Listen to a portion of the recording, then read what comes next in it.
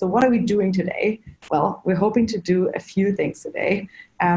Basically, first of all, I'm going to launch the big report that is an eternal work in progress. And so if you want things changed, we can always do that. But it's basically a report that's trying to summarize 10 weeks of sense making that we did all as a community together, that started with shelter in place, where we basically met on a daily basis, sometimes twice a day, to figure out how can we kind of like leapfrog into positive directions post COVID-19, and how can we use this as a little bit of an impetus to make bigger changes possible. And so what we're going to do today is I will quickly walk through the report. I will share it with you here. Then the second thing that I want to do is, whether or not you've read it, this is not the time where you're going to read it. This is the time where we're going to check back with everyone to see how has your work updated since then. Are there any new opportunities that we should be focusing on? Or are there potentially even any projects for collaboration that have sprung out since the report? The report is, I mean, this whole series is only a few weeks old, but a few weeks in COVID time means like, you know, a few years in normal time. So I definitely feel like this kind of crazy reunion where 10 years after you finished university. I just got a call that was labeled. Okay, I'm going to mute you, Marty, but thanks for chiming in already. But, you know, I definitely feel like on some of those kind of like crazy reunions where after 10 years you come back, but this time it's really only been a few weeks. But so much has happened. I think that I'm hoping that we won't have a shortage of projects. In fact, a few of the people that couldn't make it today already wrote me like, please, can you share this? Like, I had this amazing project that came out of this accelerator. Can you please share it with the community? So I will be doing a little bit of that in the background, but I can't wait to hear from all of you. And this is definitely an invitation to all of the participants. While we're going to start with the speakers from this series to see what changed for them, I want to hear from all of you. So definitely kind of consider their contributions more as an icebreaker for all of you to share. So basically, I will quickly talk about the report and just a few ways and how to read it. And then we go into a more open sharing. I want to know what you liked, what rocked your boat, even kind of like a few months afterwards, and then where do we go from here? And then perhaps with a little bit more of an action item at the end. But so for now, I'm going to share the report with you here. So for those of you who have read it, and it is actually, 22% of you. Well done, guys. I did not expect it to be that high. So for those of you who haven't read it, click on the little bit.ly link that I just shared, and I will do the same. And maybe I can screen share and we can go through it together, just that you have an angle of how to read it. I'm not going to attempt to go through the 90 pages of crazy COVID sense making, but I will just want to give you an angle of how maybe you want to potentially read this report. Okay, so let's see. I think you should be able to share see my screen now. Does this work? You can see my screen. Give me a thumbs up. Yep. Okay, good. So this is a report that you can have in front of you if you click on the link that I shared in the chat. What you do is basically cover. I think that's like. Then we have all of the contributors here. So everyone who was a speaker is listed here, and I of course couldn't put all of the 600 plus participants on there. That would have basically been a report. But we have an introduction. Feel free to read it. It's a little ambitious and definitely quite personal. But what I want you to focus on, which is important to read it, is the table of contents. Basically, what I tried to do is I tried to compress the 70 salons that we had with over 100 speakers, with over 600 participants, into little blocks. And so I went through the little blocks. The topical sessions are: how can we have positive futures from COVID-19 in health, investment and philanthropy, in our default institutions, in our governance architectures, in our coordination technologies? How can we have better civil responsibility, better sense-making systems, better global resilience, a better planetary ecosystem, more diverse worlds, online and offline, more culture and arts, and more human and other life flourishing? And then I close up with a pretty, let's say, personal and somewhat radical conclusion, or in lieu of a conclusion, which I also encourage you to read it if you're, let's say, too lazy or too effective in your time management to read the whole thing. And what I do is, because the premise of the whole thing that we did was basically we try to see how can we take the current crisis that is on kind of like the verge of becoming more into catastrophic territories, how can we turn it and flip it over into a eucatastrophe, so into the opposite of a catastrophe, into a situation after which much more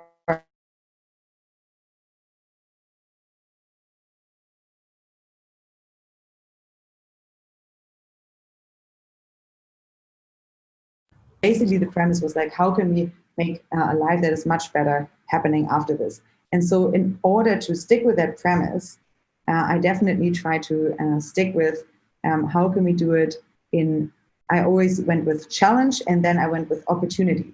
So to make it crystal clear, there's always a challenge and then there's an opportunity to it as well, right? So if you read it, you always start with a challenge and then you go through it, you have the different spotlights of the videos, you can click on them, and then afterwards we go to an opportunity. So we always kind of start with a more negative angle before we move on to the more positive angle. Does that sound good to you? So I encourage you to read it. This is just kind of like to give you a little bit of an introduction on how you could do so if you haven't done so. But this is not the time to do that, because now I want to hear from all of you. So what I would love to do now is go around and we start with the speakers, and I want to hear from all of you the answer to 1 or 3 prompts that I'm going to post in the chat, just that all of you have it. And the questions that I would love to hear, like 30 seconds to a minute to be answered, is either thinking back to our meetings, what value did they provide for you? Are there any new opportunities in this crisis that you'd like to draw attention to? And are you working on a specific project on flourishing futures from COVID-19 that you'd like to share with this community? Okay, so the prompts are in the chat, and they are in the chat because while I want to hear from the speakers here, I also would love to have all of you guys, all of the participants, answer them in the chat. So just pick one. You can either share a fond memory, you can share a new project. This is the time where we can get it all out, right? We have like less than an hour left, but at least we come together once more and try to reminisce in the past 10 weeks ago, but also try to see where we can go in the future. Okay, and to give you a little bit of an idea of what this could look like for the speakers, I'll give you a quick start.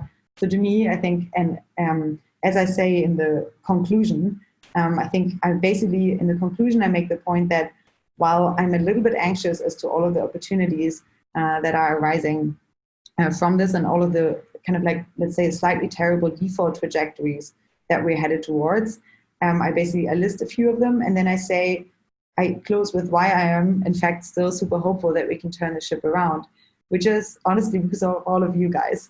So I make a little bit of a meta-analysis of what this, how this community that we've brought together in 10 weeks is like, let's say, a proof of concept on a small scale of how it could actually work to get much better at the things that we talked about in theory throughout the salons.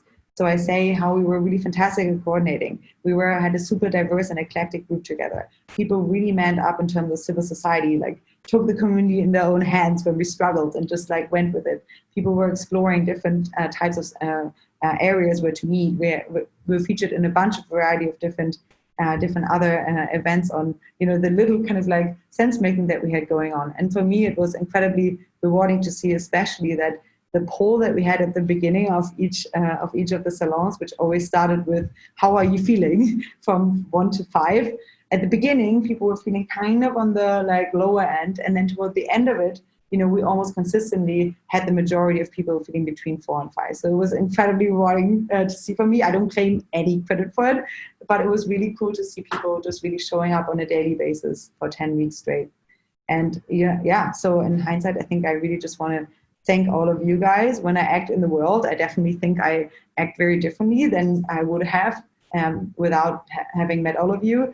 I definitely feel I have this eclectic group of 500 friends on the internet with me, behind me, and I know that whatever area I'm interested in, I can probably hit one of you guys up and you'll be there and you help me flourish. And I'm hoping that the same is true for many of you. I certainly know that there was a bunch of kind of background check and a bunch of background collaboration between many of you. So I'm really, really, it couldn't make me more happy to see that.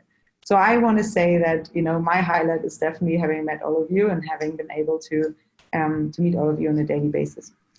All right, so this is, one thing that you could start with, and then, one thing that I want to share is where do we go from here in terms of Foresight stuff. So if you want to engage more closely with us, you can become a Foresight member, and I'm going to post a link to that in here. We have our annual membership meeting coming up, in which we basically break out into different little blocks. For example, we have one group that's meeting once a week, a health extension strategy group, and that's basically trying to figure out how can we get this first part in the report on focusing more on prevention and on aging. How can we make that a priority right now after COVID-19? So this is already a project that's spun out of this group. And so if you want to join that or many of the other close collaboration groups, then become a member. We have another project that's coming up, which is the Healing the Planet Accelerator, that I also encourage many of you to join if you want to. And if you're working on a progress that is if you work on a project that is trying to radically improve the state of the planet, then please consider applying to this project. All right, so far from me, and now I leave it to all of you guys to give me, let's say, a 1 minute, 30 seconds to 1 minute update on what did you like about our community, what value did you get from it, and what are new opportunities, how can people plug in? And we'll start with Dekai, just because I see you there. Hello, Dekai. I'm going to unmute you. Hello. Hi. Good to see everybody here.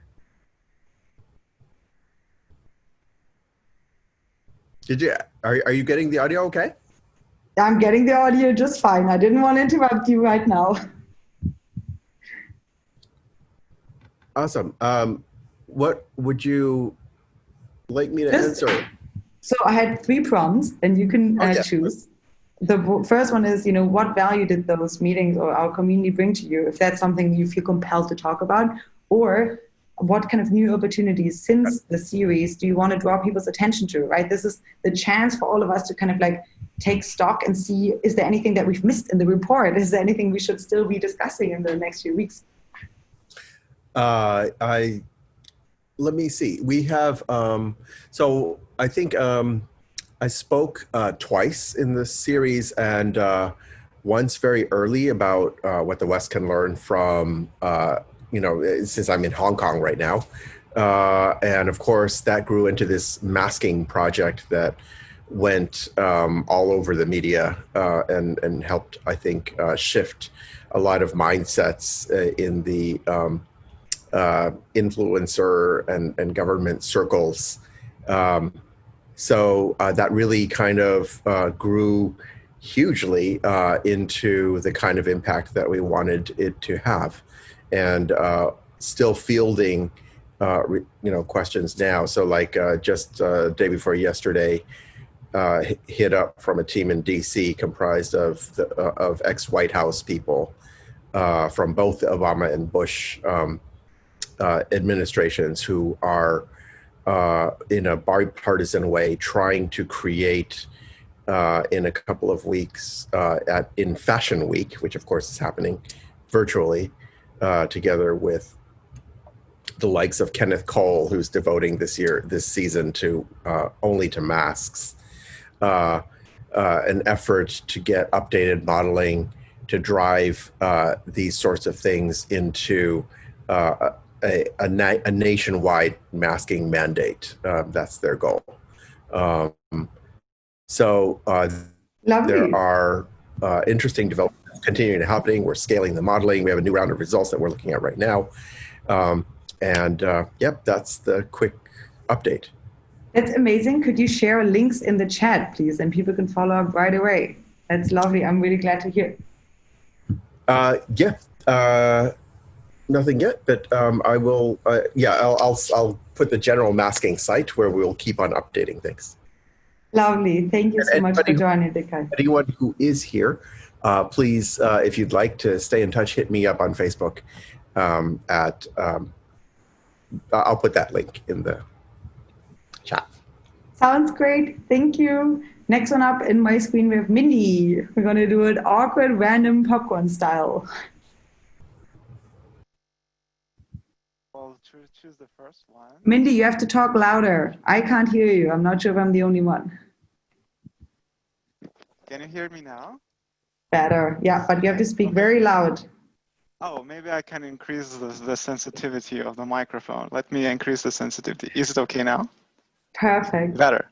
All right. So what value did the community bring to me? I think that I will take this one. I think I got convinced that even more that Foresight is the right kind of community to go together with to realize our aspirations, primarily because of the focus on high-tech medicine and artificial intelligence. So the weirdo creative futurist dreamers, I think, is a very good match for what we do. So there are a few very high potential impact ideas that this community has plenty of, I think, and that I think need just realizing and scaling to reach the full potential in various areas. So as mentioned before, the infinity that we're creating is trying to be like a Wikipedia for action, documenting goals, ideas, and projects. And if this would be okay, Alison and everyone, I'd like to transform this report into this open articles about those projects and connected with ideas and goals, and so that we can all have this big graph or a database and then share it with you if it's okay. I think that, yeah, that's, I think. Yes, you have the official goal from me here. I would love to see it. And for people to check out Mindy's work, it's in the sense-making section of the report. So as we move on to the next person, David Pierce, maybe you just want to say which session you were on, if you remember what value you got from it, and if there's any new kind of opportunity that you see in COVID or a new project you want to draw attention to. David, welcome. Let me unmute you. Wait. David? Hello? Yes. Hello, can you hear me? I can hear you well. Well, yes, it's good to be back. Thank you again, Alison.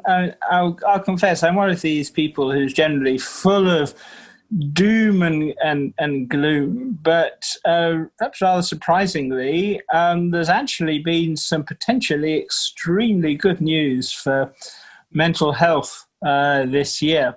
There's a lot of evidence that chronic mental pain and physical pain is primarily a disorder of the opioid system. And as we know, the use of opioids to treat mental and physical pain is fraught with problems because it just kicks into gear the negative feedback mechanisms of the brain, causing all manner of problems. But very, very recently indeed, a new opioid receptor has been discovered, and its role is to bind to the brain's existing natural opioid receptors and sequestrate them.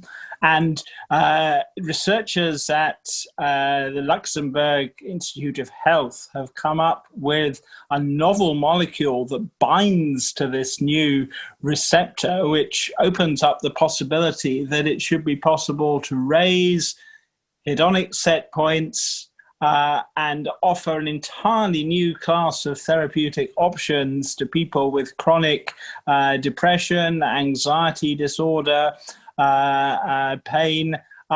Tremendously exciting. Now, needless to say, there are countless pitfalls, but the possibility of using one of these new agents, possibly together with a selective kappa opioid antagonist, means that existing people who may feel completely hopeless because they suffer from chronic depression or pain may actually have something to look forward to. Wow, that's, I think, the most helpful and optimistic I've heard you ever on a Foresight meeting. Thank you so much for sharing, David. I have posted a link to, or I've posted the reference to your specific contribution in the report down here to give people a little bit of context if you're more interested in that particular speaker that we have on. And this is always, I point people to it in the chat. Next one up, we have Mark Miller. Mark, are you here? I saw you a second ago. All right, then, yeah, there you are. Hello. Hi. Hi. So I've been speaking at various Foresight things about the notion of genetic takeover as a way to think about building a new system of institutions to eventually grow up alongside the existing framework of institutions and eventually displace them with something that works better. And the whole idea of genetic takeover was that you build a new, better system while the old system is still working. One of the things that's been a shock during the time of COVID is to see the degree to which the US as an institutional framework, how hollow it's become. And I've really enjoyed Sam's writings in particular. They're much, much more pessimistic and depressing than my inclinations are. But they do a lot to really deepen the understanding of the failure of the current institutional framework.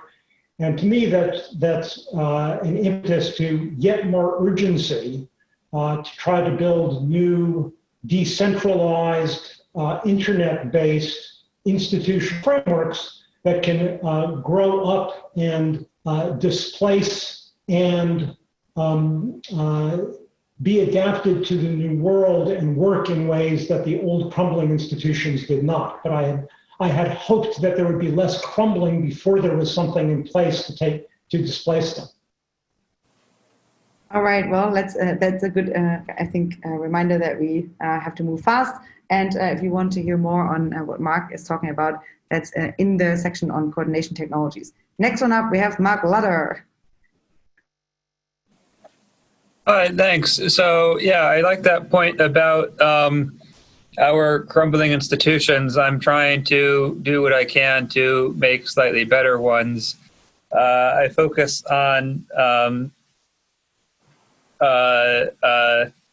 charter cities, and I think what the last few months have illuminated, I was kind of surprised. I expected COVID to cause a pause in the charter city space because I had assumed that with particularly emerging markets have been hit hard. And I assumed that with international capital flows, like the uncertainty of the future, there'd be a lot of everything would slow down for a while. And so at least within charter cities, things have actually sped up.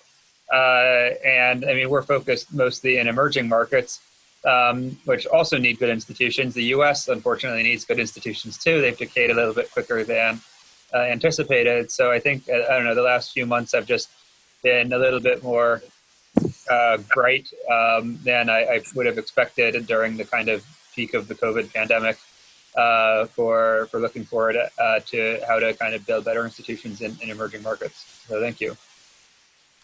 Thank you so much. Yeah, I posted, I think you and Patri were on Charter Cities, and you have since then done with Patri together a fantastic podcast on Charter Cities. So that's really cool. I posted where you can find Mark's contribution. Next one up, I would love to hear from Anthony Aguirre, because basically Metaculous, and I just made you co-host, Anthony, so you can unmute yourself anytime. Metaculous was definitely, probably one of the things that came up in almost every conversation, because it's a system that allows everyone to make better sense of the world via predicting and crowdsourcing predictions. So Anthony, what's new on your end? What's happening with Pandemic Metaculous? Yeah, thanks. So yeah, I talked about Metaculous for this platform for making predictions in general, and the launch of the pandemic focus site, and that's gone quite well. I would say some of the most interesting things that have come out of that are just generally that it's worked quite well.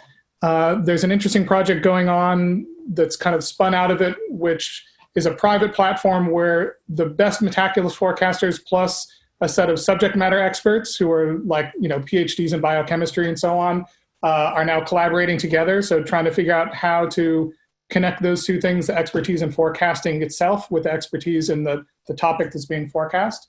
And there are cool reports that are now coming out of that and being provided to the CDC. So that's gone well. I've gotten enthused about the project of thinking about Metaculous not just as a way to generate forecasts, but to kind of aggregate and compare them. So can we can we start to imbibe forecasts that are being made just out in the world in general and kind of accrue a track record to those things? And so try to like assign levels of credibility to forecasts that are being done out there, even if they aren't being done on Metaculus, even if that's better.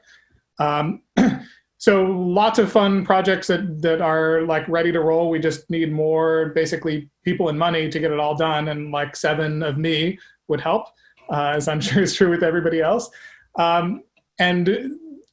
Despite being sort of in over my head in terms of my schedule, I'm also, I should say, trying to spin up another project that I've been interested for a while, a coordination platform. I won't say much about it now, but if you happen to have interest in or knowledge about verified personal identity or assurance contracts, I would love to pick your brain about either one of those topics. Okay, I'm hoping I'm not spoiling it, but it's basically based on, may I say this? Sure, yeah. Yeah, okay. Well, it's based on a fantastic project proposal that Anthony did for a prize that June, Yoon, and Foresight launched together. And I'm sharing Anthony's, I guess like that was your beta version of your current proposal with everyone here. Is that okay or not? Yes, I would say that's the alpha version, and I now have a beta version. Okay, great. I'm going to share it here for those who are interested in it, just that you can take a peek, because I think, especially on this call, there will be a lot. I see a lot of people's eyes popping out already. So I'm going to share it here. And just encouraging everyone that please, from the speakers, please share a link to relevant work always in the chat once you mention it here in the video. Okay, lovely. Next one up, we have Kim Osborne here. Hello, Kim. It's really, really good to see you again. It's amazing. Thanks for joining us even several times. What's new for you? What were your favorite looking backs on our 10-week marathon? I have just been reveling in all of the doors opening. You know, it's been so wonderful to be part of this organization and all the opportunities you've given. And I've made so many connections that have just opened so many rabbit holes. So I'm not yet ready to say, you know, there's something here to share with the group, but I'm certain that there will be things in the future because I've been exploring so many places and meeting so many more people and developing so many new things. But I think maybe the biggest thing to share is my focus has been trending away from media influence and more toward like personal development and professional development, leadership development. So realizing that we all have our own personal needs and values, and those things have to be identified. We have to claim our own sovereignty and our own sense making in the space. And then that will help lead us to the right sources and the right mechanisms for information. And we absolutely cannot allow others to make those decisions for us. So the more that we know ourselves and take responsibility for our own values and choices, then the better the entire world and enterprise is going to be. So, you know, it's not time wasted to spend time meditating and, you know, doing our own personal development work because, you know, I was on a different series and someone asked the speaker, you know, well, what do we do? And he's like, do you know what's wrong with that question? Like, I don't know you. I don't know the environment that you're in. I don't know the capabilities you have. So you have to make your own sense of the environment and do what's right. So anyway, more to come. Yeah, go ahead. Awesome, thank you. Yeah, I mean, I definitely thought that we were trying to do like a prototype thereof, and it's really amazing to see how many people have stepped up to at least offer their help, and you know, for those who are like dipping their toes in new waters. All right, next one up, Jamie Joyce. Hello. Hey, so I think I spoke informally once, but then formally again about COVID Convo, which is a project of the Society Library. And if you weren't there for that, essentially we extract arguments and claims from various media to create structured knowledge databases. So the project has about 13 fundamental questions, 174 positions, and 547 categories of arguments that we're mapping out in this structured knowledge base. What's been really amazing is just the connections that came from this community. Wow, I have outstanding communications, but I've also just been buried because one, we were able to raise a little bit and we're looking to publish COVID Convo and the interface by the end of September. And then secondly, we've been approached a lot about about addressing many other existential risk projects. So really fantastic for us, and hopefully we can be useful to the world in solving some of our information ecosystem issues. And you can find me at covidconvo.org or societylibrary.org too. Lovely. I shared your contribution as well here in the chat for people who want to follow up right away. Next one up, who do I see here next? We have Aaron from Alfred joining to give their report out. Aaron, it's really, really good to meet you virtually. Yeah, hi everyone. Can everyone hear me fine? Thanks for the opportunity to talk here. I'm conscious of time, so I will just want to emphasize 2 points real quick. So we've learned a lot this year, as I guess a lot of us have. One point being to really emphasize, or I want to emphasize, the importance of cascading risk. So looking at second order and third order impacts of global catastrophes.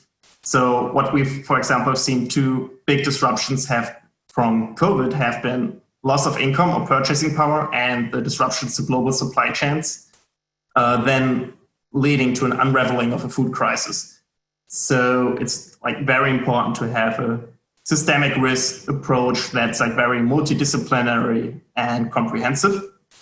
And the second point is I want to highlight a project we've started in early June, which is the Food Systems Handbook. I will put the link in the chat room, where we have collated resources. It's like an open collaboration effort from people at the World Food Program, FAO, Oxfam, IPC, and several other NGOs, multilaterals, or academics, to collate resources around the food crisis. So life tickers reports, heat maps, policy suggestions. And if you're some sort of either maybe policy specialist, know about case studies around the food crisis, or just generally curious or know about the food system, please visit it. And I will put my email in the chat as well. Lovely. Thank you so much for sharing. It's definitely, it's really worth checking out. Okay, next one up, we have Tom Chi. Tom, are you here? I will unmute you. Oh, I think I pressed it and then canceled your unmute. You're great. There. I can hear you. Yes. Thinking back, what's the value that was provided? It was just great to see so many people presenting compelling work from a lot of different directions, like new visions for how things can be put back together. One quote that I've been spending some time thinking about during this time is that chaos sometimes achieves what order cannot. And, well, we're in the middle of that. So cool. And then what are some things that I'm working on which might be helpful? So I started this before, being on here, but I have a new venture firm that I launched, which is putting into practice a lot of the things that I talked about during the panel session that I was on about helping humanity become a net positive to nature. And I'll put the link into the chat. It's called At One Ventures. And then the other things that have evolved on that front is I got a grant from the NSF to build a coral planting robot. So it's accelerating some small efforts that I was doing before. Now we got like a 3-person team chugging on it and making good progress every week. And also have been advancing a proposal for the Canadian government to do large-scale incentivization of soil regenerative agriculture in Canada. So those things are happening. Okay. Well, that was quite an eventful few weeks for you. Congratulations on all of those. And you also have gracefully accepted to co-chair the Healing the Planet accelerator that we have been launching at Foresight. And I'm going to post a link to that in here. If you want to apply with your project that is trying to make radical progress on healing the planet, then you can do so via the Foresight link that I shared. Thank you so much for that, Tom. I can't wait to collaborate with you on that again. Okay, next one up. Who do I see next? Let's do a popcorn style. We have Ravi. Hello, Ravi. I will unmute you. What's new for you? What value did the meetings provide to you? What are you working on? Great. Well, yeah, I thought it was the ones that I was able to attend were really interesting to get a sense of just a diverse set of people looking in many different directions. The work that I talked about on looking at the immune system in COVID-19 has continued. We've got a couple of preprints out already, which I'll post in the chat. And in terms of the biggest thing, sort of some reason for optimism, is just seeing the speed and capability of our ability to advance biomedical technology with genomics. I mean, we're really looking at this is 9 months since the virus was first seen at all. And we had several promising vaccines and monoclonal antibody treatments in clinical trials. Whereas this sort of thing has literally taken 5 to 10 to 15 years in the past. And so I hope that this will, the sort of part of it is sort of taking off the brakes. Part of it is massive resources. Part of it, I think, is just people realizing just how far the technology has come. And I think applying this to other health problems is going to be really promising. I'm really looking forward to doing that. Fantastic. Thank you so much. This is really good to hear. And please share the pre-pop if you can in the chat. I would love to see actually the links. All right, next one up, we have Christine. Christine, you can unmute yourself at any time. It was amazing to have you on board. What's new on your end? Hi, Alison. I spoke on at least 3 topics. So rather than discuss that, I wanted to say a couple things about the community. We all were forced very suddenly to come up at the learning curve on how to do video conferencing. And, that's not a trivial thing, actually, to get that many people who are normally so busy and occupied with their regular work to suddenly learn and get very good at a new technology, a new communications technology. It's a non-trivial thing, and it's enabled us, Foresight in particular, to pull together a much bigger and more diverse community than we ever have managed to do before.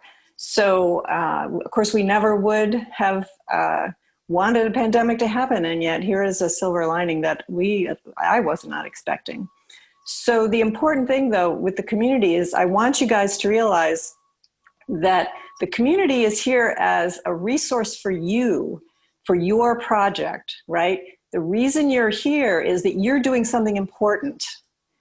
We think what you're doing is important, which means we want to help you. We want to help you make connections. We want to help you with whatever you're having trouble with, whether it's fundraising or finding staff or whatever is the issue, right? A lot of our efforts have a lot of infrastructure similarities. And that means that even though the topics may look wildly different, the skill sets are often pretty similar. So we can often try to hook you up with somebody who can help you. So just keep in mind, the reason you're on this call is that we care about you and we want to make your project work. So reach out, and especially if it's just even for moral support. What we're doing, your project is ambitious, which means it's hard. It's ambitious and hopefully practical as well. So what you're doing is super hard, and we want to help you, and the other people on the community. We all want to help each other, right? So don't sit there alone when you're having trouble. Reach out. That's what we're here for. That's all. Thank you so much. And I can only piggyback off of that. I think, one of the things that was most valuable to me was seeing so many contributors or so many people who started off as participants become speakers, and then so much kind of cross collaboration going on. And, we just recently had 2 days ago a call between our junior fellows and senior fellows, and it was incredible. People stayed on, and Mark is nodding his head as a senior fellow. People stayed on for 2 more hours afterwards, and it was just an amazing kind of get together. So while we are a very, very small organization, to me, we have the most incredible community in the world, which is you guys. So, please reach out if we can help you somehow, right? And what we don't have in terms of, let's say, funding, or in terms of, even just like, organizational infrastructure, we have in terms of community. So we're definitely here to help all of you. And that's why we're doing this report out, right? We want to surface what all of you are working on. So please feel free to use the chat for that. This is definitely an invitation for you guys. And, we're going to start after our annual membership event to try to kind of groom the community much more, and perhaps even have like little profiles of every one of you. So if you're interested in joining that, then please do so. But this is definitely here to be of value to you, right? So thank you. Thanks, Christine, for reminding me to say that. It can't be said more than enough. It can't be said often enough.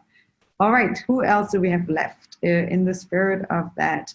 Next one up, we have David Gossoff. David, hello. I don't unmute. Okay. Hi there. So I am one of those weirdos who is a participant that Allison had never heard of or noticed before, who ended up giving a talk. Let's just say, to try to keep this amusing and brief, that I came for the biology, the crisis management communication, some of the more immediate public health and epidemiology and communication issues, and I stayed for the policy wonkery, the governance, and the thoughtfulness about institutions. And then finally, I'm really grateful that I had an opportunity to meet a whole bunch of really smart people who are interested in a lot of things I'm interested in, or have stimulated and given me more confidence about my own interests, particularly in ways that technology and policy need to be linked. And then my own little contribution, it just happened to be that undergraduate passions in history had latched onto two topics that are oddly relevant to this community. One, the existential risk of atomic weapons, and how very well-meaning, very rational, incredibly gifted people who are very experienced in social coordination and crisis still didn't get anywhere with the international control of atomic weapons, and really persuading the American public or the global public of what was really needed to do ideally.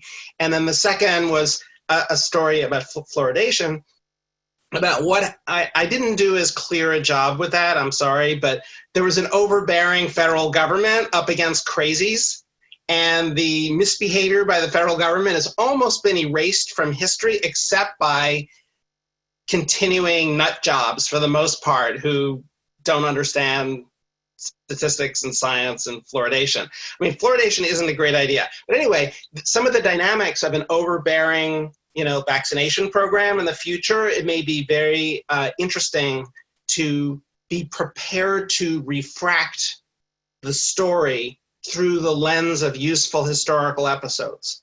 And I love history, and I particularly find 20th century science, technology, and innovation stories very interesting. And I'm also sort of uncomfortable with the previous rationalist tastes that I had had, where they were very ahistorical. It's like, I this is much more casual, but like I'd meet seasteaders and I'd said, oh, so this is about hookers and drugs, right?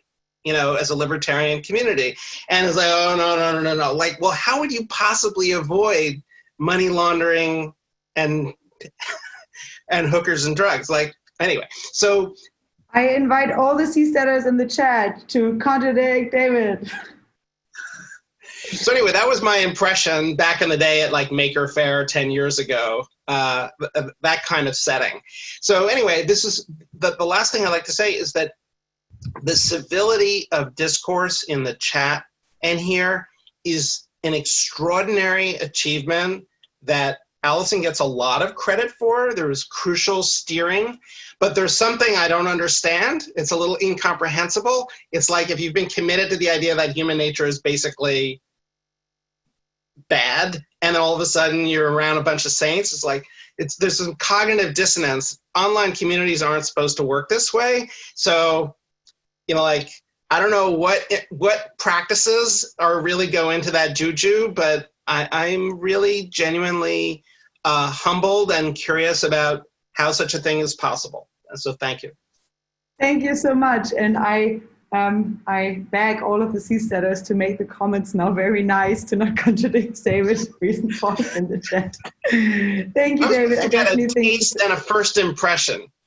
Yeah. I mean, just the way that the weak level of discourse around policy and regulation. Whereas here, there's a bunch of people who are passionate and knowledgeable about institutions and governance and have been in the trenches trying to raise money from skeptical people and talking to skeptical governments, making charter cities and things like that. So I'm amazed, you know, like I have undergone a lot of personal growth, but.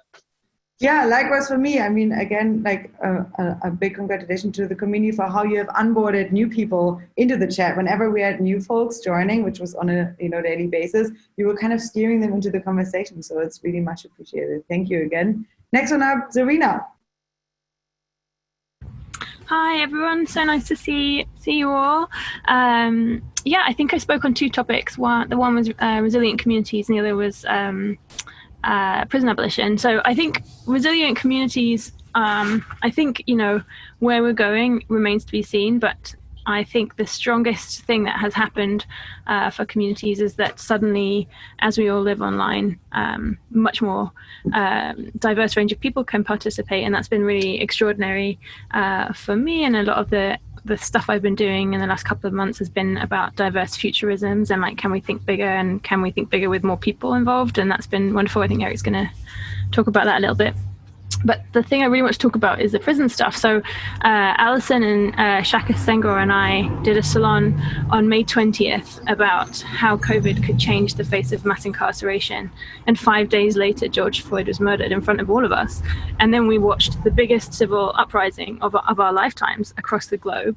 And that's just been an extraordinary thing. I was like looking back to thinking about the dates, and I couldn't remember whether we'd done our salon before or after that had happened. And it was really just extraordinary to think that since then the world has rebelled in such an extraordinary and amazing way.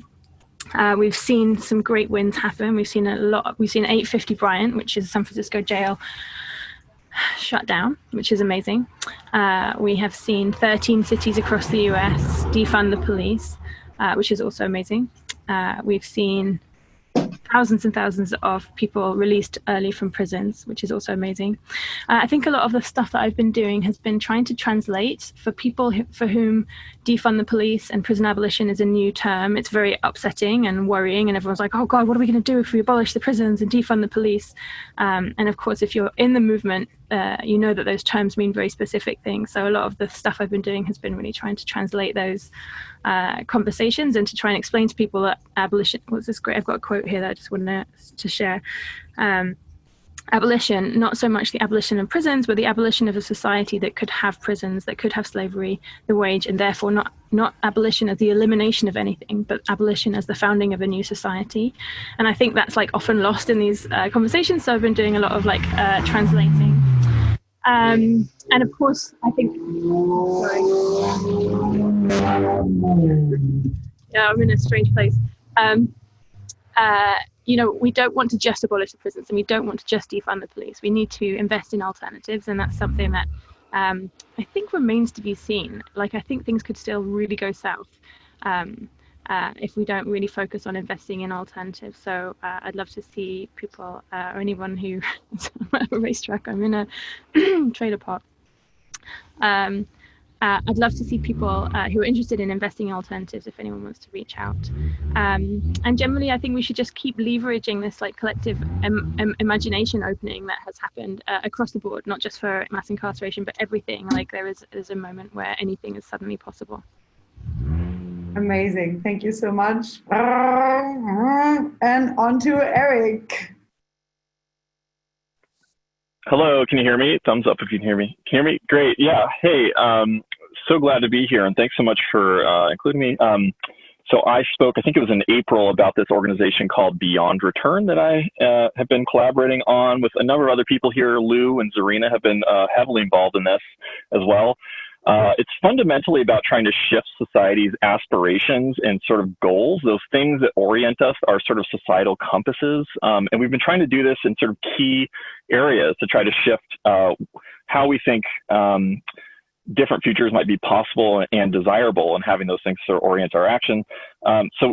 We've been looking a lot at how personal and societal aspirations sort of interlock. And we've been trying to intervene in sort of key questions and key conversations to shift sort of common sense and aspirations in those areas. So asking what might be possible and desirable in our food system, what might be possible and desirable in the future of our cities and our housing, what might be possible and desirable in the future of work, employment, and income, et cetera, et cetera. There are many different sort of conversations that we've been intervening into through our various little strategy groups, which are sort of each belongs to like a different sector. And I think some of the achievements that we've had, especially after the traction that we got from discussing this here in the Foresight Salon, is we've set up a sort of operational infrastructure that allows us to collaborate with people all around the world, which has been really amazing. And it also allows us to sort of collect niche expertise and then direct that towards specific projects. And we've also set up an organization that allows us to sort of farm out tasks to people who maybe aren't super invested in the project as a whole, but are really interested in a niche thing or a specific thing. We can actually send a task to them. They can just like carry it out. So you can basically collaborate with people that you're not super totally aligned with. And that's been a big part of our sort of goal, is to how do you build things with people that you don't agree with on everything, but you still have shared aspirational views for how the future could be. I think that's everything I have to say. Thanks. Thank you so much. And I'm sharing where your contribution is in the chat. Michael, we have you next. Michael, bless you. I'm going to unmute you. Are you here? Let's see. Okay, Michael's stuck. Oh, no, he's there. Hello. So, I guess I feel the biggest surprise to me has been the discovery of the totality with which effective altruism is not about virtue signaling. So it had been clear for a while that effective altruism was not about altruism or effectiveness, but it seemed to many people that it was about virtue signaling for real. And then when it became possible to do way better virtue signaling because there was a crisis, they were just as indifferent to doing anything valuable as they have always been. So that was really a major update. It helped me escape from a lot of gaslighting. And you could see that from their effectiveness at explaining and predicting COVID's progress, that effective altruism is about intelligence signaling, and from the ineffectiveness of intelligence signaling of establishmentarian authorities turned out not to be about intelligence signaling, but only about complicity signaling. So that clarification has worked wonders on my mind and body. I feel much healthier than I've ever felt before. I feel actually more alive and more perceptive. It's just great. I recommend everyone trying, never be, how do I put it? It's not that things are more Hansonian or cynical than Robin Hanson. It's that there are more layers to the story than the first pass Hansonian or cynical explanation. And the great news is that means that like virtue signaling and actually being virtuous are way the fuck easier than you would think they were if anyone was actually trying. If anyone is now wondering what Michael's talking about, feel free to discuss in the chat, and I'm sure he'll do a fantastically nice way of explaining it. I think I'm wrapping it around. If you want more input on what Michael's talking about, I'm going to share the section in the report. Thank you, Michael. Next one up, we have Reason. Okay, well, I have to leave immediately for my next meeting. Nothing interesting is happening in my life because I'm doing exactly the same thing I was 2 months ago, just 2 months down the line. But I did want to point out RADVAC, which I just put a link to in the chat, which is an open source vaccine project for COVID. Somebody I know in the community has used it and has good words for it. But if anyone's interested in actually doing something meaningful and has the same sort of opinion as I do of the regulatory environment, i.e. that 99% of it is entirely useless, we should pitch in and maybe try it. It's a very interesting project, and I encourage people to have a go at pitching in, even if pitching in is, hey, give me some of this vaccine so that I can add my data to the general lump sum. Lovely. Thank you so much. Okay, you already shared the link to that in the chat. Next one up, we have Tyler. Hello, Tyler. Hello. Good to see you, Allison, and everyone.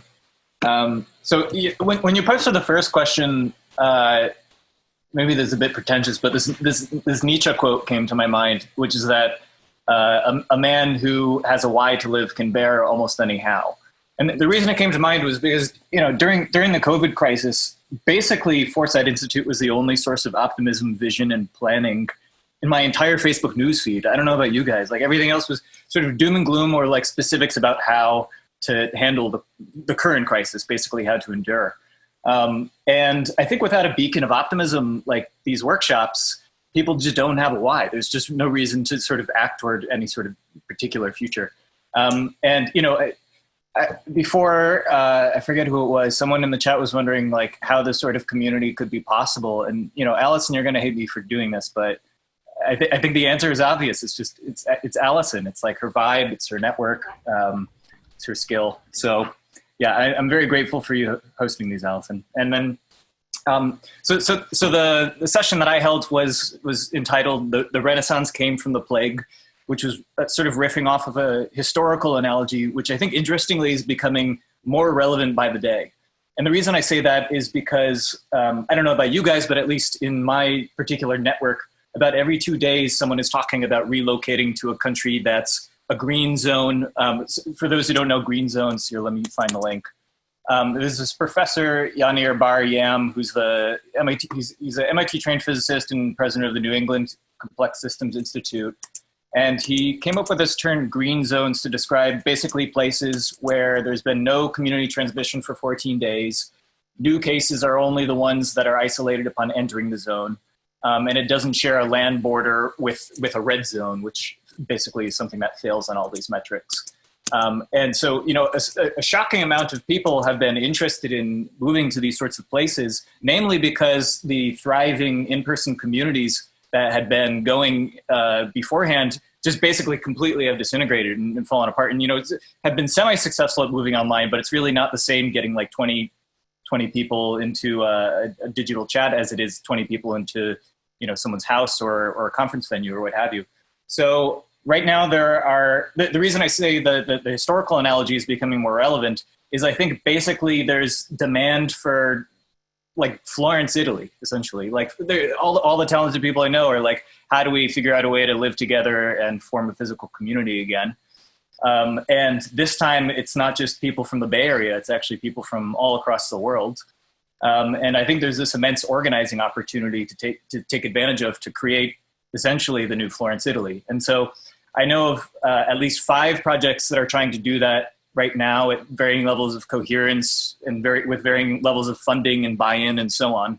But it seems like a new one is popping up every few weeks. So if you know of any particular projects of this sort, or you want to get in touch with the other projects that are doing this sort of work, I'm sort of trying to act as a bit of a meta coordinator in a way. Get in touch with me, and it would be great to hook together the different nodes, because I think it's an exciting time for this sort of thing to happen. The analogy that I like to use personally, and could be over grandiose, but if anyone here is a fan of Asimov's Foundation, it bears some similarities. You have the sort of disintegration of the galactic empire, which has a parallel to what's going on right now, but then that sets the conditions for freeing up a lot of talent to move to a place that's essentially trying to reinvent society, similar to the alternate infrastructure that Mark Miller mentioned. So very, very exciting time for that. Very exciting time. Yeah, let's all move together, guys. All right. Actually. Next one up we have, next one up we have Jim O'Neill.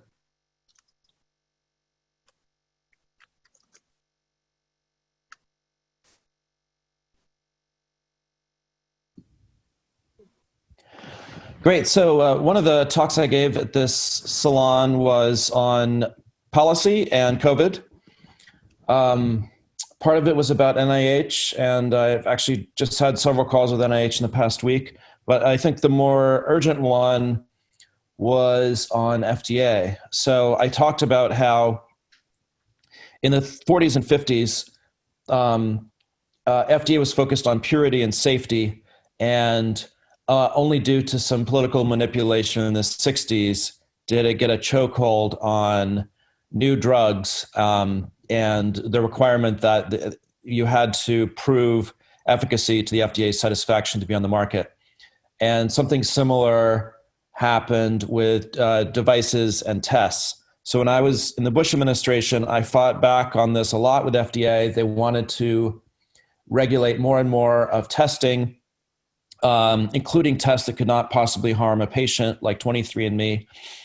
So I left in 2008, and I think one of the things I said in the panel was that our experience in January was very different than Germany. So Germany does not have a guilty until proven innocent centralized FDA, and therefore they had widespread testing across the country in January.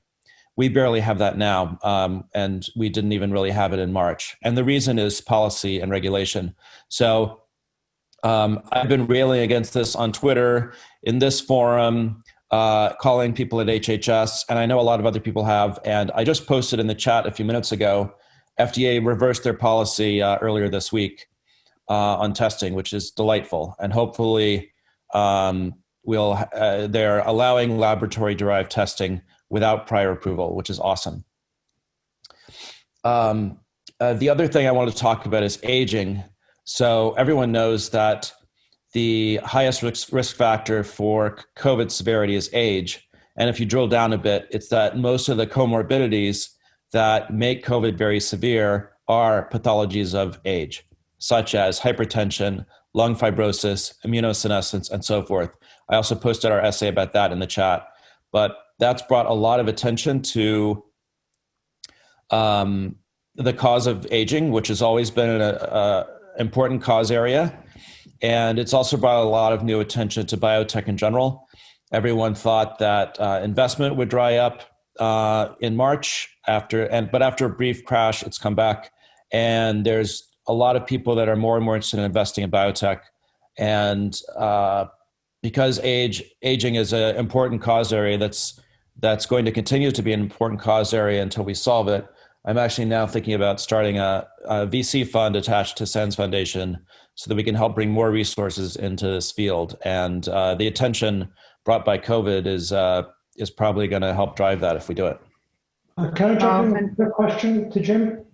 Yeah. Jim, my sense was that even when you control for the known comorbidities, there's still a significant increase in severity with aging. So there's something else about aging other than the obvious comorbidities. Yes, I think that's true. But to look at it another way, which I think you'll agree with, if an 80-year-old body is different from a 20-year-old body, then there has to be a reason for that. And the reason is obviously something related to age. So even though we don't know all the factors yet, I think we can sort of logically infer that they are probably pathologies of aging. Guys, you should join. Oh, well, Jim is already there, and I'm seeing Jim, in fact, every Friday for our more kind of like closer health extension strategy group, which is trying to kind of like figure out exactly that. So Mark, maybe you should join. But I definitely invite all of our Foresight members to join there as well, where we discuss that at length once a week. Okay, great. Next one up, we have Aviv, who's still here, and then Phoebe is up next. Hey, Aviv. Hi, everyone. So just quick context, my work is focusing on the information ecosystem, and it's usually globally. And that was true for COVID. But in the last few months, I had a much larger increase in focus on the US as the likelihood of very large scale violence or even sort of some form of insurgency becomes higher as a result of sort of what's happening around the election with federal government, sort of like, will we actually have one president in 2021? There's like a lot of questions that are up in the air. And so there's a number of things that, I'm looking at the tech platforms can do to make some of the worst outcomes less likely and ensure that we have de-escalation instead of escalation. But beyond that, there's these forces on the U.S. information ecosystem and governance are likely to force like really dramatic change that could be really really bad, obviously, but also even like pretty good. But it's going to be a big change over the next, I say like 5 days to 5 years, like 3 to 6 months is going to be the trigger. It is the most likely right now. And so there's a bunch of organizations that I've been exploring in terms of like ways out through what I believe is sort of the crux of that crisis. And so I've been directing a lot of my energy towards supporting that. And I'm really happy to connect people to that. Sort of the theory of change is too complicated to explain in this period of time. But the overall idea is that people need a way to direct the energy and the fear that requires a strongman, and the energy that could lead to violence, to something that is actually productive in our society. And there's very, very few things that are simple enough, concrete enough, and would actually address like enough of the little core pieces that are sort of bringing us toward that precipice. So like I would say email me. I'll put my email if you're interested. I can actually explain in more detail, because I can't do that in this time. I'm also interested, though, if anyone has a deep understanding of escalation and de-escalation of sort of large-scale violence. If you've looked into the anti-Masonic Party back in the day, like any of that stuff, I'm very, very interested in sort of talking to those people who've gone down that route, or who want to sort of explore these sort of underlying forces. Lovely. Thank you so much. Awesome. Thanks for joining, Aviv. Okay, next one up, we have Phoebe. Hello, can you hear me? I'm in a car and it's there's a bit of background noise. Oh, great. Yes. Perfect.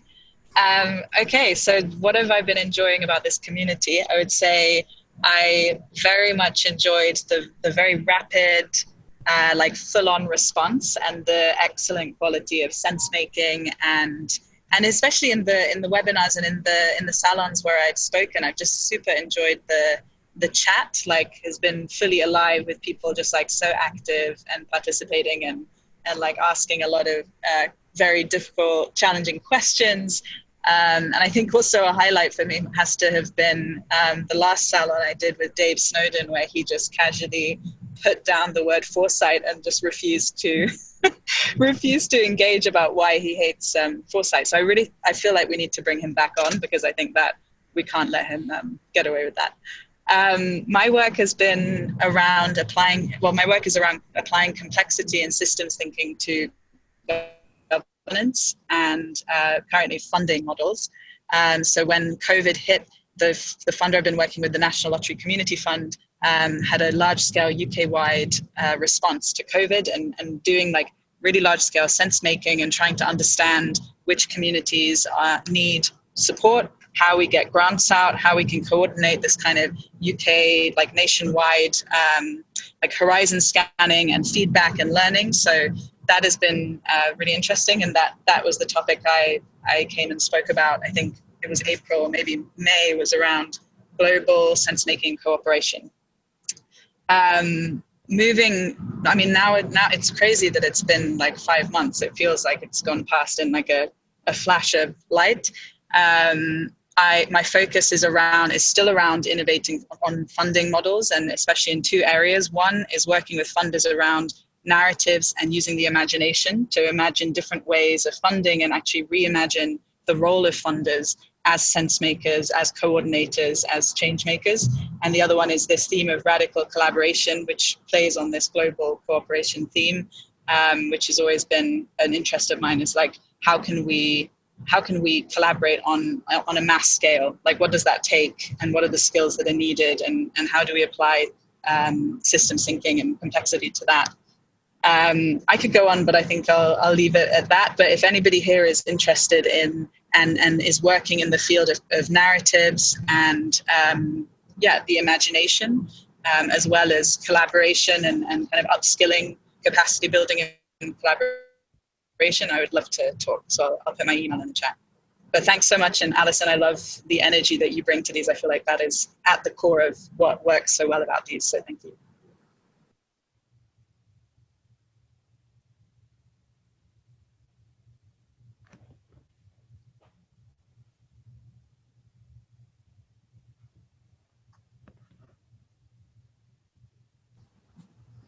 I'm not sure if I just broke the whole thing. I'm very sorry if I did. June, I think you need to make Alison the host again. How do we make her host?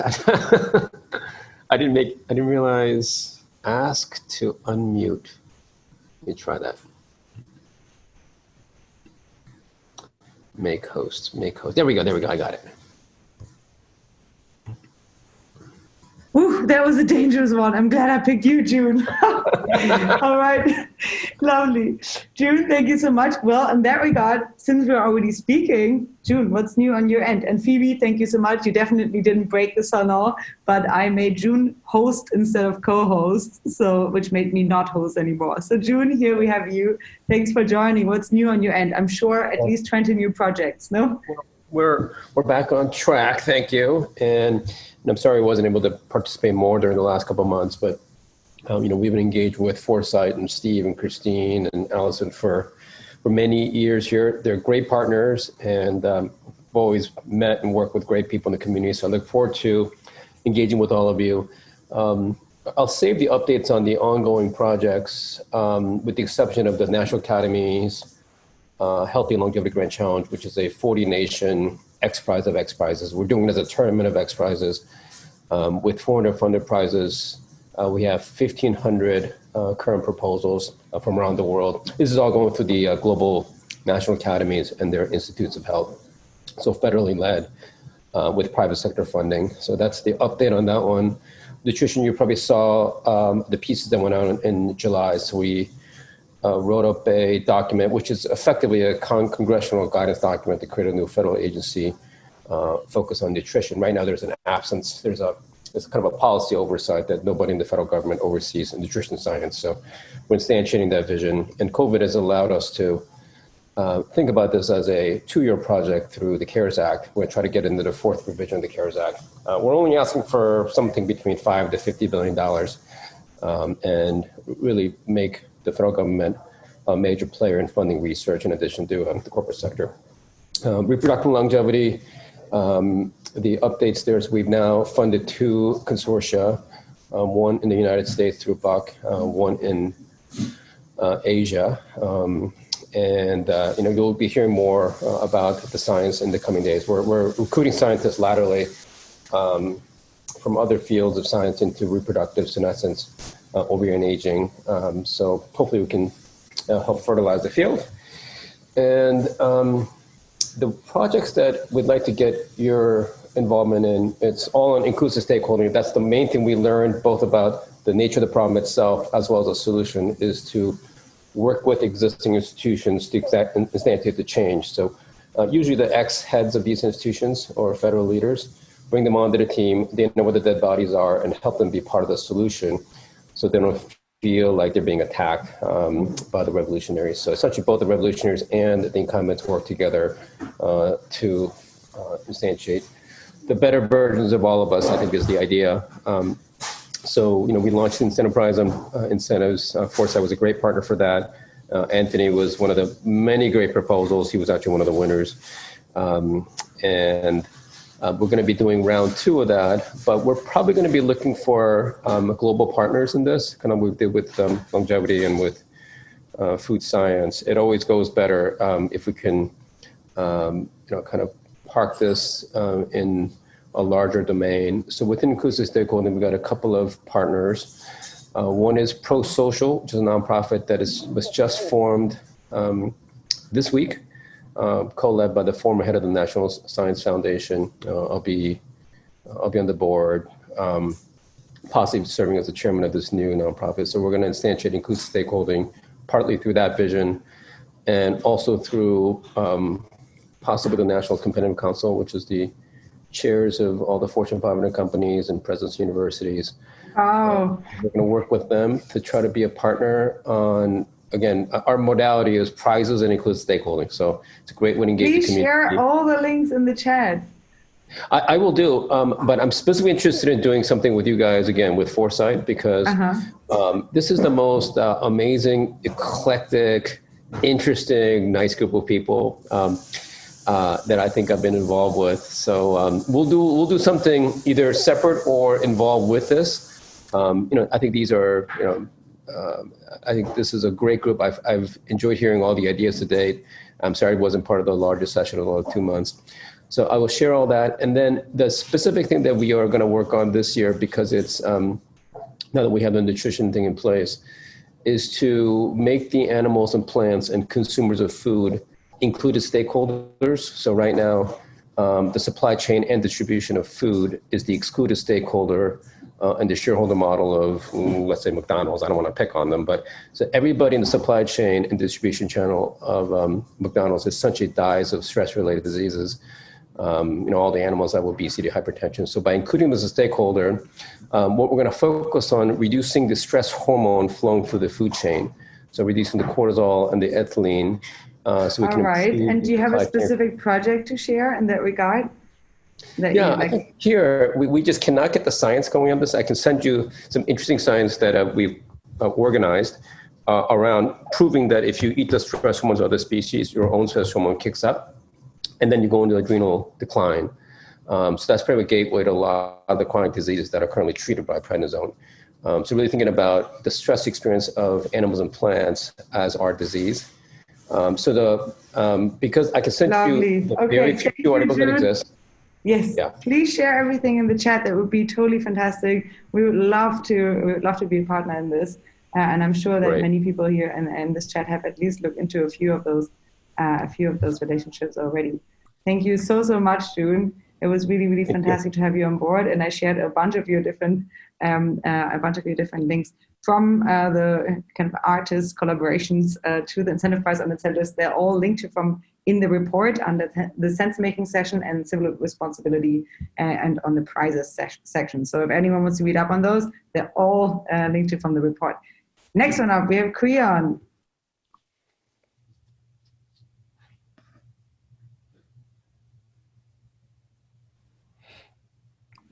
Creon. All right, thanks. Got the unmute message. All right, well, I'm going to try and do something a little different. First of all, since this is Sanity Preserver Salon Reunion or something close to that, as I recall, I just wanted to thank the Sanity Preserver Salon, both the leadership, Alison, Lou, and everyone, all inclusive, all the participants, all the speakers, for preserving my sanity, I think, to the extent that it has been preserved. Anyway, it was, I'm a member of a lot of communities, as are many of you, and I was a member of communities with the organizers, Foresight person, all this kind of stuff. And I tried to follow a lot of communities into the virtual world during the COVID epidemic, and this was the champion. This was the exemplar. This was the one that made online community, in my opinion, bootstrap up to a higher level than I had ever seen it before. There's some other interesting examples we might talk about in a breakout or something about other really successful online communities during COVID, but this one, kind of came closest to having it all. So in that regard, it has many of my old friends, and it was pretty much hugely responsible for keeping my connections to my old friends in the isolation periods. And I've made so many interesting and wonderful new friends on this forum. I know others have said that, but I really wanted to acknowledge that. I really wanted to acknowledge not just the organizers, but the participants for really doing something that may go down in history as a rather pivotal early example of what can be done to cut back travel and to keep out of isolation when you're in isolation, and all these things that are possibly highly important. Now, having said all that, I want to say two things about the future of this community. I'm not here to talk about my projects and my accomplishments and all that. I'm here to talk about this community, okay? We can have breakouts about everyone's projects and accomplishments. However, okay. I will say this, when COVID first broke, my first talk out of several at the in the Sanity Preservers and related salons that Alison organized and that Lou organized was on potential upsides of COVID-19. And it's going to be very interesting to go back and see how that has aged in maybe another 6 months. So maybe around roughly a year or whatever after it happened. I'm interested in revisiting my predictions and the predictions of others about COVID after a year. And I want people to be on trial, frankly, for what they predicted, especially if what they predicted did a titanic amount of damage. And that leads me into my next thing, which is a hard thing to talk about, and I want to leave it for this community I want to brainstorm about it with people. I love you guys. I agree with a lot of you on a lot of things. Oh, Michael Vassar, I just love listening to you rap. Are you still online here? Just have to say, you should just stand up. Anyway, effective altruism, stand up at any rate. So I want to put this out here as a question I have, a puzzle I have, a conundrum I'm in with my online communities in general, but this is perhaps the only one I can bring it to. I've resigned from Facebook pretty much. I can't stand it anymore. And similarly, certain other places just have, we all know what's going on with institutions and social media and mainstream media. It's really problematic. I just want to say that, but even with this community who is made of people I respect, love, and really enjoy working with, I feel that there are things I'm really hesitant to talk about and say. We can concentrate on COVID because it's the flavor of the month, and I want to know if it might be possible for us to have a sort of, we've had a little bit of this, a sort of open discussion about opposing ideas about COVID inside of this group, and where we can really try to make a synthesis rather than virtue signal and intelligence signal and get righteous and get defensive. Because if we can't do that, no one can. So I hope we can figure out how to do that. But I'm right now a little hesitant to open my kimono about some of the ideas I've been entertaining, even here. And that worries me. Oh, wow. Well, I can't wait until we have a session with you on this topic where you're going to unpack your conspiracy theories dressed in a kimono. It will be quite fantastic, and I will definitely follow up on that. And if anyone here else feels inspired right now to follow Creon's calling, then please reach out to him directly or maybe to me, and we can set maybe something up, like a smaller bubble first, if there's any particular threads that you want to pull on. Oh, let me mention one more tiny thing, which is related to this, is that I wrote a bunch of really heretical predictions about COVID, about what would happen in a year. And then I put them in escrow with a dear friend of ours, signed and everything, so that I can't alter them. And that will be also interesting. Well, if we can hold anyone accountable, then at least we can hold you accountable. I still remember we had at our last Foresight gathering, at our member gathering, we used Metaculus, Anthony's tool that he presented on, to make predictions, and we're going to go back to them in November this year and see who has done how. And no one could have predicted, or maybe people could have predicted. I mean, people definitely did predict something like a pandemic, but let's see how everyone's predictions fared in the light of COVID from last year, and it would be lovely to get something going like that again for this year. All right, next one up, we have Erica. Erica, hello. I'd like to jump in with just a very quick comment. Yes. Foresight does occasionally have meetings under the, I forget what they call it, the something rules. Chatham House rule. Chatham House rules, thank you. And that's specifically in order to make it safer to say controversial things, because the ideas can be repeated, but they can't be attributed. So let me encourage that we continue to do that, and let me encourage Creon to help us create such a Chatham House meeting where he feels comfortable saying more controversial things. Yeah, but I want super Chatham House rules, because I don't actually care that much if people attribute what I say outside of the group and people outside of the group get pissed off at me. I don't want people inside the group. I don't want animosity inside the group just because we're discussing difficult things that aren't quite resolved. So I understand and appreciate Chatham House rules, but I'm looking for something even deeper than that. I'm looking for... Well, we can maybe have it more anonymous, and I'm sure that for whoever's interested, reach out and we'll get something going, either a smaller group or we'll try to do something more anonymized. I definitely feel like there's some need to still do that. All right, thank you so much. Next one up, we have Erica.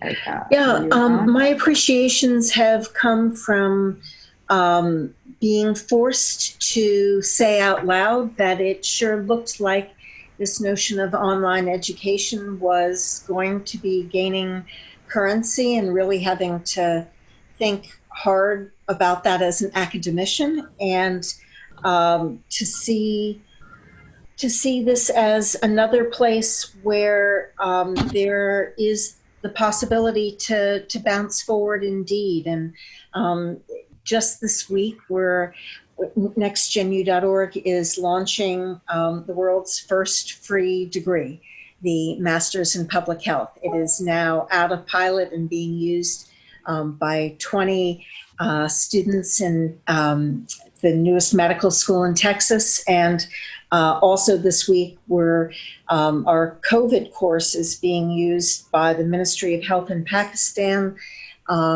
in orphanages and with frontline health workers. So it's been amazing to see the framing and the encouragement about that prediction taking hold. And I'm keen to continue to work with folks here on making sure that that happens and it happens well, because this is clearly part of the new normal, and we're thrilled to be at the leading edge of that. So folks who are wanting to be part of that online education revolution, we've now expanded from kindergarten to graduate medical education, and in every country with registrants. So would be delighted to continue on those streams as well. Thank you for it. Congratulations. I definitely, please check out her contribution was in diverse and accessible online worlds. So that's where you can get all the links to NextGenU. Thank you so much for your work, Erica. And last one up, we have Brad Templeton. If I'm forgetting any of your speakers, then please reach out to me. Brad, it's lovely to see you again. Oh my God, this. You froze up for a second there. Okay, but, Brad, what's new for you? Oh, you should not have put me last, because I'm going to be, what's the new word that Michael is trying to coin, Hansonian? A very nasty little dig at Robin. Because I spoke about a couple of things, but one of the talks was on, how new technology would help us deal with pandemics and some of the positive things that might happen in that respect. But I'm a little shaken because we're discovering and we're seeing an increase in the extent to which people are tribal about even how they adopt technological solutions, even how they react to science. And we saw that. That's not new. We've seen it before, but now it's much stronger. And it's, it's obviously the other tribe's fault, whichever tribe you're in. It's the other tribe's fault that this has happened. And so now I have realized that we have to, when we try and design solutions, when we try and design technological and social solutions, we have to now account for how this tribalism will play in, how it will alter what people do.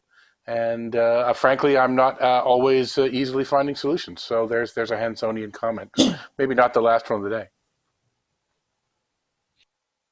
All right. Well, you already coined a new term, which no, that was Vassar. That was Vassar. No. It's Templetonian in the chat. Oh. Look, go up in the chat and rally in it. And I would like to say Tylermaniarian is another way of coining those terms. Just go to the chat and it becomes much clearer. Never read the comments, Alison. Don't you know anything? I love the comments. I live for the comments. All right, everyone. Hey, have I forgotten any of the speakers? Because if not, I want to get the chance for everyone here and for all the contributors, because let's face it, you are all speakers and all speakers are contributors and there's really no stage. So let's get everyone talking to each other. I'm going to open up breakout rooms. I thought it was really fantastic to see so many of your faces here today. I do want to say that, one thing that we have taken away from this as Foresight is definitely that from now on, we're going to start doing much smaller groups that are maybe a little bit more restricted, which is what I've already mentioned. We've started doing that for health extension. So there's a group that's meeting once a week that's discussing health extension post-COVID-19. And we're doing that for a variety of different topics that are of interest, I think, to many of you here. That's why I've been polling you at the beginning of every salon. We have our member meeting coming up later this year, and that is for Foresight members. I can post a link to the membership again here. And from now on, we're basically going to have, smaller pods that will be focusing in smaller communities on kind of like more goal alignment around specific areas. Even though I've enjoyed talking about the whole breadth with all of you over the 10 weeks tremendously, I think if we really want to kind of like get some action going, then I think the smaller areas are really worth doing. So what I encourage all of you guys to do is read the report for those who haven't done so. And then we're gonna share maybe a little poll with all of you to see which topics you're interested in, which topics you want to pursue, and then I will try to see whether I can plug you into different work groups. And so this is definitely an invitation for all of you. Please read the report. I will send an email to everyone who's here on board and to the HiveMind mailing list, and to see whether we can definitely spark some tighter organization around this. In the absence of that, if you want to make sure that you don't miss any of those happenings, then definitely please become a Foresight member. That's where we're trying to do this kind of like, let's say, more smaller, high trust sense making there. So I think there will be some structural changes for us coming along. And if you're working on a project for healing the planet, then also apply to our accelerator, which I'm going to post a link to here. And for those who don't know which report I'm talking about, God beware, I'm going to post another link to the report in here, just that you can be sure that you're on the right track. Okay. From my end, thank you so much. I can't tell you how much I'm loving seeing you all. It's insane. I almost don't want to let you go, but I also know that the longer I keep you holding here, the less interesting I will become. So the less likely it will be that you join me again for a future one of those, which is why I'm going to stop it when it's fun. So I'm going to open up the breakout rooms now. They will be assigned automatically, and I encourage you to join those breakout rooms. I will say officially goodbye, and I would love for you if you could start those breakout rooms with one fond memory that you took away from the salons, and then one thing that where you'd like to see this community go. And then for those who are inspired to actually make it happen at the end of their breakout room, please just contact me, and I'm going to share my email with all of you here in the chat. It's a@foresight.org. If there's anything that comes out of the discussions that you feel like I should take on and corral people around, then please let me know. And yeah, for now on, leave it up to you to make the most of this. I cannot thank all of you enough for joining. I've had the most amazing 10 weeks in a time where it should have been the most terrible 10 weeks. And this is all thanks to you. So thank you so much. I'm hoping to see many of you still on for our weekly salons, and then many of you hopefully for our smaller, tighter pods. And that's it from me for now. Breakout rooms are created and breakout rooms are opened. So you can now join those. Thank you so much. And I hope to see you again very, very soon. Bye-bye, everyone.